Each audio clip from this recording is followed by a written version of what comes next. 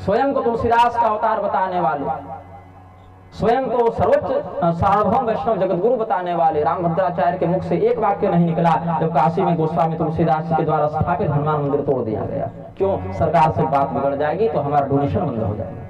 ये हाल है धर्मगुरु का। बजरंगबली के नाम से पूरे विश्व में प्रसिद्धि प्राप्त करने वाले बागेश्वर धाम भी नहीं बोले। काशी के कॉरिडोर जब बन रहे थे अनेक स्कंद पुराणोक्त मंदिरों को तोड़ा गया है। लोग कहते हैं घर में कब्जा करके रखे गए। मेरे सगे भाई 6 साल बनारस में रहे हैं, देखे हैं, हमको बुलाकर दिखाए, भैया यहाँ पर ये गणेश जी थे, आपने दर्शन किया था पिछली बार, अब यहाँ पर शौचालय बना दिया गया है। ये हाल है वहाँ पर। गोयलका जी का पुस्तकालय था, वहाँ पर हम जाकर अनेकानेक दुर्लभ ग्रंथों को पढ़ते थे। वहाँ मटिया में दुकानें बनाकर बता दी गई हैं। शिव पुराण के नाम पर करोड़ों रुपया इसी शहर से ले जाने वाले प्रदीप मिश्रा एक बार बयान दिए हों शिव मंदिर न टूटे, पौराणिक मंदिरों का संरक्षण नहीं। मंदिर बनते हैं, देवत्व स्थापित नहीं होता। अगर देवत्व स्थापित होना होगा तो घर में एक पत्थर भी आप रखकर विधि पूर्वक प्रतिष्ठा करें, उस शिला में भी देवत्व को प्रतिष्ठापित किया जा सकता है। लेकिन बहुत विस्तार से करोड़ों खर्च करके अगर ट्रस्ट बना दिए जाएं और वहां पर भगवान की विधि पूर्वक आराधना न हो, देवत्व वहां स्थापित नहीं होता। वो बैटरी निकाल दें तो पूरा का पूरा संचार जो है समाप्त हो जाता है। उस ऊर्जा को बचाना चाहिए। इसीलिए मैं कहता हूं शास्त्रीय और वेद मंत्रों को बदलने की बात तक अब आ गई। बागेश्वर धाम वाले हो चाहे रामभद्राचार्य, वेद के मंत्रों को बदलने का सामर्थ्य ब्रह्मा में नहीं है। अगर बदलने का प्रयास करें, शिव जी ने मस्तक काट दिया।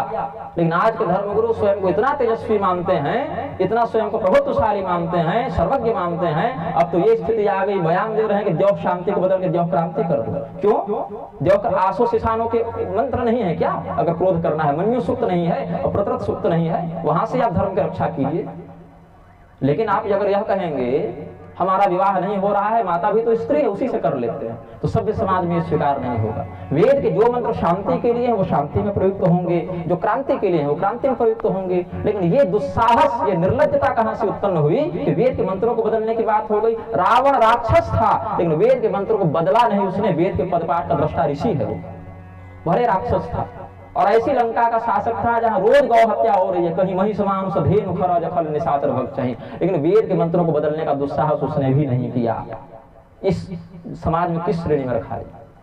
मैं बोलता इसीलिए हूं क्योंकि मैं अमृत पीकर नहीं आया, मुझे मरना है, शरीर को छूटना है। और दुर्भाग्य से भगवान ने गूंगा पैदा नहीं किया, तो जब मुझे मरना ही है, शरीर छूटना ही है, तो गूंगे का भी छूटेगा, मेरा भी छूटेगा, तो मैं चुप रहकर क्यों मरूं?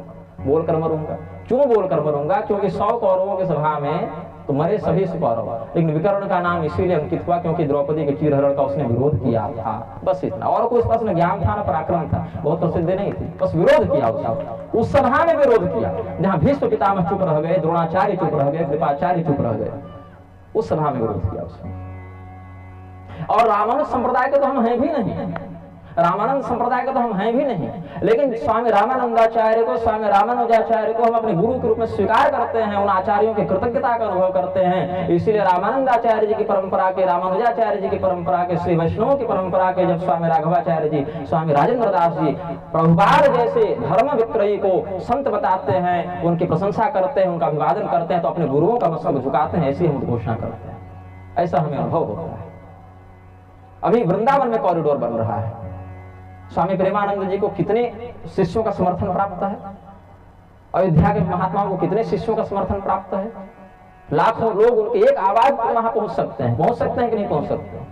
हमने अपने एक किडनी का नाम राधा, एक किडनी का नाम कृष्ण रख दिया, ठीक है, भगवान की कृपा होगी आप पर, हम प्रणाम करते हैं उस कृपा को। लेकिन जब वृंदावन के लोग कहे कि महाराज कॉरिडोर बन रहा है, इतने पुराने मंदिर टूट रहे हैं, ये सब धरोहरें नष्ट हो रही हैं, उन्होंने उत्तर दिलवाया जो हमें सूचना प्राप्त हुई कि नहीं हम तो राजनीतिक रूप से इसमें कुछ नहीं कर सकते। कोई भी व्यक्ति जो चमत्कारी है, सिद्ध सत्ता से सीधे क्यों नहीं टकराता है? सुधार तो वहां से होगा ना। अरे भृगु जी को सत्ता से टकराना पड़ा, वेद को उन्होंने दंडित किया, तब जाकर पृथु जैसे योग्य शासक आए यहाँ पर। भगवान परशुराम ने महेशमती पर आक्रमण करके सहस्रार्जुन को शोधित किया, जो शुद्ध शासन की व्यवस्था यहाँ पर दृढ़ होगी। बीमारी जहां है वहां से न कीजिएगा, सड़न हाथ में है, अब यहाँ मेहंदी लगाए जा रहे हैं, यहाँ से न चिकित्सा प्रारंभ कीजिएगा मूल से, तब कोई बात होगी। उस पर किसी का ध्यान नहीं। अवधेशानंद इतने बड़े महामंडलेश्वर क्या कहते हैं, प्यारी कुरान, आदरणीय बाइबल, वेद जो है वही कुरान है, वही बाइबल है। इन लोगों से आप क्या धर्म रक्षा की अपेक्षा कीजिएगा? पर स्त्री का दर्शन करना भी काम भाव से जहां पर दंडनीय बताया गया है, उस ग्रंथ से, उस किताब से आप तुलना कर रहे हैं जहां पर दूसरे की स्त्री का बलात्कार करना सवाब बताया गया है। ऐसा स्वीकार नहीं किया जा सकता। आप मरेंगे तब भी जब चुप रहेंगे, मरेंगे तब भी जब बोले जाएंगे, और परलोक में आपके कर्म के आधार पर ही निर्णय लिया जाएगा। महाभारत के युद्ध में 9 वर्ष के लक्ष्मण भी मरे, दुर्योधन पुत्र लक्ष्मण, और 1000 वर्ष के बाहलिक भी मरे, 16 वर्ष का अभिमन्यु भी मरा।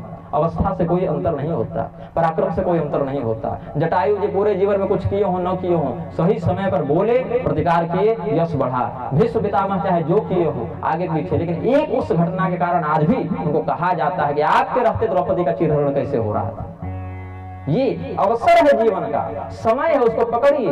एक व्यक्ति का एक निर्णय पूरे परिवार को, पूरे समाज के उत्थान या पतन की ओर कहीं भी ले जा सकता है। चाहे वो पारिवारिक स्तर पर आप देखें, चाहे आप उसे सामाजिक स्तर पर देखें, चाहे राजनीतिक स्तर पर देखें। ये बात स्वयं धर्म की मर्यादा का पालन न करने वाले लोग धर्मरत्न बने घूम रहे हैं। एक सामान्य हिंदू जो धर्म की मर्यादा का सम्मान करता है, जानता नहीं, श्रद्धा रखता है, कोई जानकार बता दे तो पालन करता है। ऐसे आप सामान्य हिंदू अगर घर में कोई निकट संबंधी मर जाए, सूतक मांगते हैं, मुंडन इत्यादि करते हैं कि इधर छोड़ दिए, करते हैं ना। हाँ, देवकी नंदन के घर में 10 साल से कोई नहीं मरा है क्या? हम तो नहीं देखे उन्होंने कभी मुंडन कराया था। दाढ़ी साफ हो रही है, मूछ साफ हो रही है, मेकअप हो रहा है, लेकिन न देवकी नंदन का मुंडन हो रहा है, न चिन्मयानंद का मुंडन हो रहा है। और हमने तो यह भी सुना, एक व्यक्ति ने बताया अपने पिताजी की मृत्यु पर मुंडन नहीं कराया, और नहीं कराया चलो ठीक है, हो सकता है फैशन ट्रेंड में नहीं कराया हो, लुक खराब हो जाता है। हमने कराया, फोटो तो मेरा ही लगा है। लोग कहे महाराज आप तो बड़े कुपोषित लग रहे हैं। हमने कहा कि हर व्यक्ति लगता है, अवस्था है, शरीर है, बदलेगा।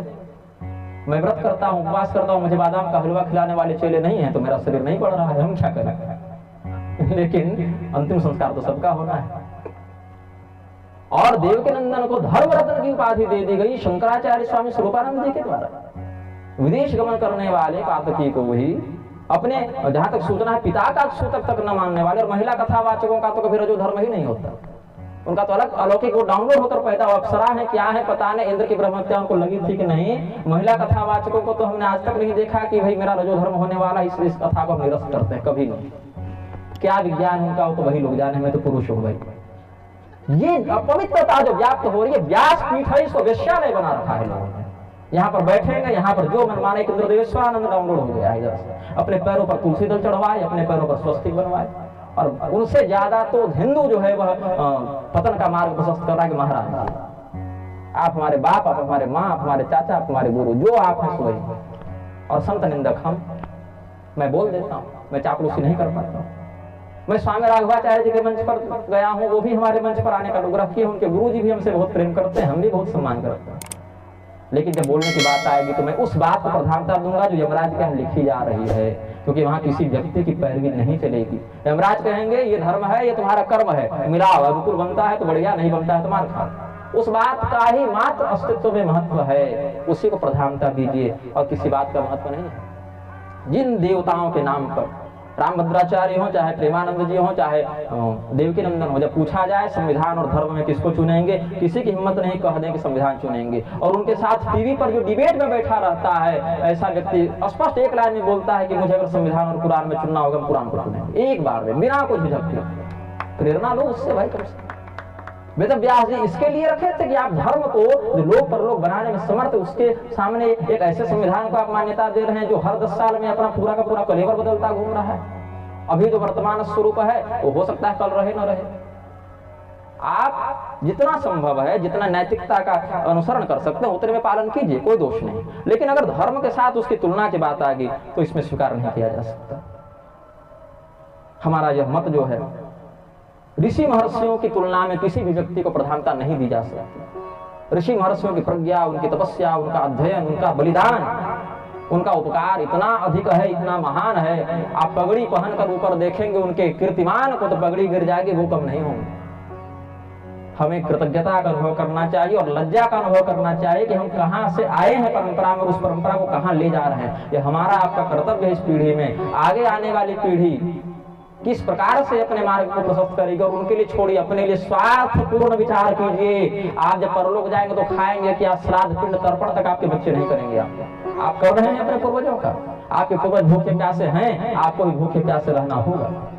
मैंने तो अपने घर में कह दिया पिताजी, अपने पिताजी को, पिताजी आप अपना श्राद्ध अपने जीवित रहते करें। भले मेरे पिताजी की दृष्टि में मैं योग्य पुत्र में आता हूँ, लेकिन मैं कलयुग का पुत्र हूँ, अजामिल बन सकता हूँ, हो सकता है बन जाए, हो सकता है मेरी बुद्धि भ्रष्ट हो जाए, हम आपका तिरस्कार कर बैठे, माया है, हम भगवान थोड़ी हैं, सर्वज्ञ थोड़ी हैं, हो सकता है हम कल पथभ्रष्ट हो जाए। भगवान की माया का ऐसा चक्र चले, कल मंच पर बहुत गाली दे रहा था सबको, चलो ऐसी माया करते हैं, आज शराब की बोतल पकड़ा देते हैं इसको, हम क्या कर लेंगे भगवान की माया के सामने। तो पिताजी आप अपने उद्धार का मार्ग स्वयं प्रशस्त करें। हाँ, हम आपके जाने के बाद जो हमारी क्षमता है, ज्ञान है, उससे आपका संपूर्ण औषधि कृत्य करेंगे, लेकिन हमारे भरोसे मत रहो। लिंग पुराण में इसकी विधि दी है, आप जानते हैं, विद्वान ने कर लिया।